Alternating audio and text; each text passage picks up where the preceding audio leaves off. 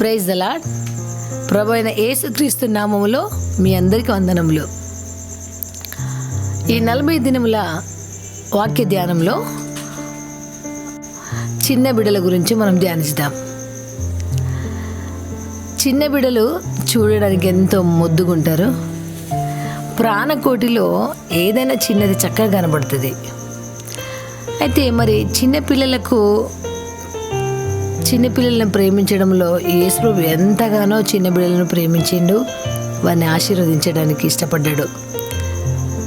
అయితే మరియు ఈ యొక్క చిన్నవారిలో ఎవరైతే ఈ చిన్న బిడ్డలలో శిష్యుడని చేర్చుకొని వారికి గ్లాసెడు మంచినీళ్ళు ఇస్తారో వారి ప్రతిఫలము పోగొట్టుకోరని దేవుని యొక్క వాక్యంలో వ్రాయబడి ఉంది. యేసు చెప్తున్న మాట మత్తయి సువార్త 10వ అధ్యాయము 42వ వచనంలో. తమ పిల్లలను తల్లిదండ్రులు యేసు దీవించాలని చెప్పి యేసు దగ్గరికి వారి చిన్న బిడ్డలు తీసుకొని వచ్చినప్పుడు మరి శిష్యులు వాళ్ళని గద్దిస్తున్నారు. అప్పుడు యేసు చెప్పిండు, చిన్న పిల్లలను ఆటంకపరచుకోండి, వారిని నా ఎదుకు రానియండి, ఇలాంటి వారిదే పరలోక రాజ్యం అని చెప్పిండు. పరలోక రాజ్యంలో ఇలాంటి చిన్న బిడ్డలు ఇలాంటి మనసు కలిగిన వారు ఉంటారని అర్థము. మత్తయి సువార్త 9వ అధ్యాయము 13వ వచనంలో. అంతేగాక పరలోక రాజ్యంలో ఎవడు గొప్పవాడని అడిగిండ్రు. అప్పుడు యేసు చెప్తున్నాడు, మీరు మార్పు నుండి చిన్న బిడ్డల వంటి వారైతేనే పరలోక రాజ్యంలో ప్రవేశించురని యేసు చెప్తున్నాడు.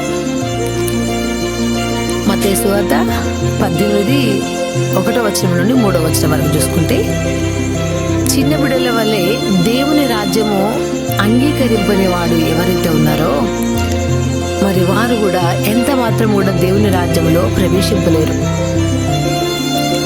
గనుక యేసు ఆ చిన్న బిడ్డలు ఎత్తుకొని కౌగిలించుకొని ముద్దు పెట్టి వారి చేతుల నుంచి వారిని ఆశీర్వదించింది. మార్కు సువార్త 10వ అధ్యాయము 15వ వచనం చూసినట్లయితే ఈ మాటను బట్టి మరి చిన్న బిడ్డలంటే ఎంత ఇష్టమో మరి తెలియజేయబడిన ఈ మాట పరలోక రాజ్యంలో ప్రవేశమని చెప్పిన మాటలోని మర్మం ఏంటిదంటే మనము బాగా ఆలోచిస్తే మనకు అర్థమవుతుంది.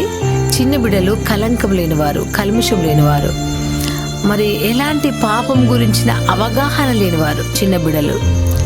గనుక మనం కూడా ఆ చిన్న బిడ్డల మనసులాగా మనం మారినప్పుడే ఆ పరలోక రాజ్యంలోకి మనం కూడా హక్కుదారులం అవుతాము.